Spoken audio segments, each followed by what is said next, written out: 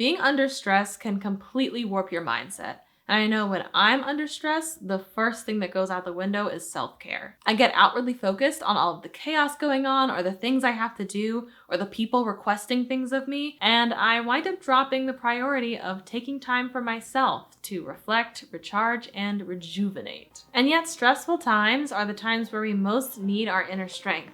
And that inner strength is supported by self-care. And I'm not talking about escapism or indulgence. Binging your favorite TV show or eating a decadent meal can feel great. I enjoy it myself every now and again, but I'm talking about things to really fuel and balance your core. The right self-care can not only make you feel better, it can help you perform better. It can boost your energy, clear your mind, and improve your focus. So here are some things I like to do as self-care and self-preservation during stressful times.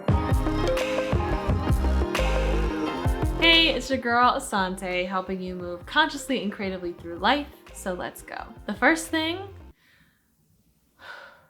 is to breathe. We often take shallow breaths when we're not consciously thinking about it, so taking a moment to be intentional about connecting with your body, taking a deep breath can give you just a little space and peace. It takes you out of your brain chatter into the present moment, and being in the present is a reminder that everything is temporary. We don't live in the past or in the future, we live in the now, so all we can do is keep going in the present moment. You can also try 4x4 breathing, which is when you breathe in for a count of 4 in your head, hold your breath for a count of 4, and then exhale for a count of 4. And you do that cycle 4 times. Meditation is a deeper version of this if you're feeling ambitious. That can be challenging, but even without a big time commitment, you can always just and feel a little bit better. And a lot of times those little things that feel like basics can be easy to skip, but make all the difference. So I have to mention that you cannot undervalue showering and putting on fresh clothes. And it's so easy to let slip when you're not really leaving your house. Having a lazy pajama day can be tempting. I've definitely skipped a few showers during quarantine, okay, more than a few showers. But I always feel better after I've showered and put on fresh clothes. They can even be different pajamas if you want. I love me some loungewear. Do I wear actual pants when I'm inside the house? Absolutely not. So if you have daytime pajamas and nighttime pajamas, that's also cool. Either way, that shower makes me feel refreshed and like I have my ish together, even when I don't. Like, even if my life is chaos, I smell amazing. Another thing not to skip, meals. Just the other day, I was stressed about filming a video with a guest properly. I have a little bit of a new production setup, and I was stressed to the point of having a knot in my stomach, and I really didn't feel like eating. But I thought to myself, part of the knot in my stomach might be hunger, so I ate anyway, and it made everything better. My stressed tummy is magnified when it's a hangry tummy. Along with that, you'll want to make sure that you're drinking enough water and getting enough quality sleep. These things can seem obvious, but they're not trivial. They're your foundation. Part of this is finding time for yourself and protecting that time. It's prioritizing taking care of yourself as non-optional. And in a world that tries to extract as much labor from us as possible, I know that can be difficult. But you only get one body, you only get one mind. And if you're not taking care of it, then you won't be as capable of doing your best work, whatever you're trying to achieve in the world. And if someone tries to lean on you, but your foundation is crumbling, then you'll both collapse. And self-care doesn't have to take a long time. It can be as short as taking a breath, taking 15 minutes to shower even though you're not going out, taking time to stop and wind down at the end of the night instead of working until you pass out in exhaustion next to your laptop and wake up at 4 a.m. wondering how you got here. A little bit of personal experience on that one. It's mentally saying to yourself, I'm worth the 10 minutes to take a walk. I'm worth the hour for a full lunch break that gets me away from my desk. Even if you are in a sprint to finish something by an upcoming deadline or to really be there for someone and you need to squeeze every minute out of the day,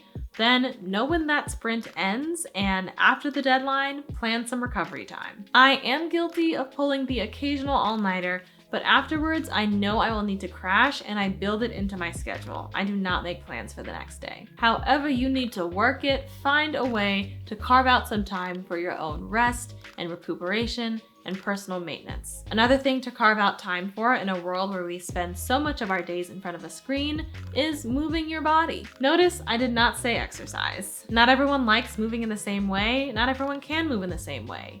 Do what works for you and what makes you feel good. For me, I really like dancing. I try to dance every day. If you're on Instagram, you see my daily dance outs. We get in the groove on. It's fun, it's silly, it's as athletic as I want it to be, it's as sensual as I want it to be, and it's a time for me to get out of my head and into my physicality. And last year I wanted to see if I could become a runner, which I used to hate when I was forced to do it in physical education class. But I tried a 30-day challenge and I got totally hooked. Now I try to jog most days, and it's a 2-for-1 because I get physical activity and I get to go outside. And getting some fresh air can also do wonders for boosting my mood, clearing my head, and relieving some stress. Beyond the worries and the assignments and the relationships and the state of the world, moving my body centers me in being grateful for my physical existence. When it gets beyond a situation of tapping into your physical wellness to jumpstart your emotional wellness, I move to trying to really unpack what I'm feeling and acknowledge those feelings. Writing them down, journaling, talking to a friend, finding some way to get it out. You can blog about it, make art about it. I make YouTube videos about it. I like writing poetry. Sometimes I share it here, sometimes I don't. But by the time I'm done working through a poem and capturing what I'm feeling,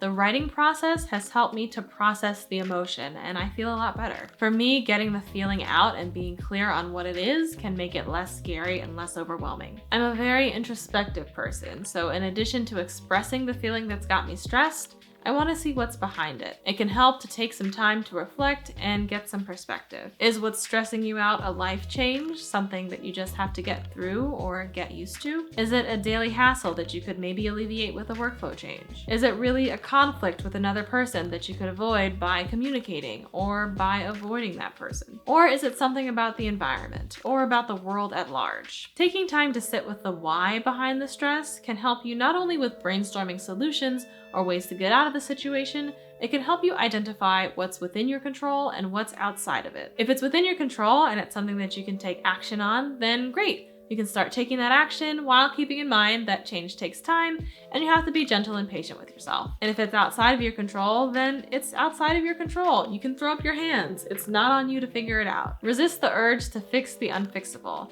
It can be frustrating, but not having control means that there's some distance between you and the thing that's going wrong. So mentally, I try to keep that distance and remember that I can only do what I can do in this present moment. Overall, I come back to the idea that this too shall pass. No matter what you're going through, no matter what's going on in the world, the nature of time is such that this situation is temporary. You can know that you won't be in this circumstance forever and have hope that the future will be brighter. And sometimes just knowing that there's a finish line is what keeps me running the race. In the comments, let me know how you manage self-care and self-preservation when you're feeling stressed. And if you're new here, welcome. I make videos about personal development and social awareness, so if you're into that, then consider subscribing. And if you like my videos and want to help me continue making them, then you can join my community on Patreon. My patrons are exquisite and they help make this channel possible. As always, remember to live spiritedly and think creatively, and I will see you next time.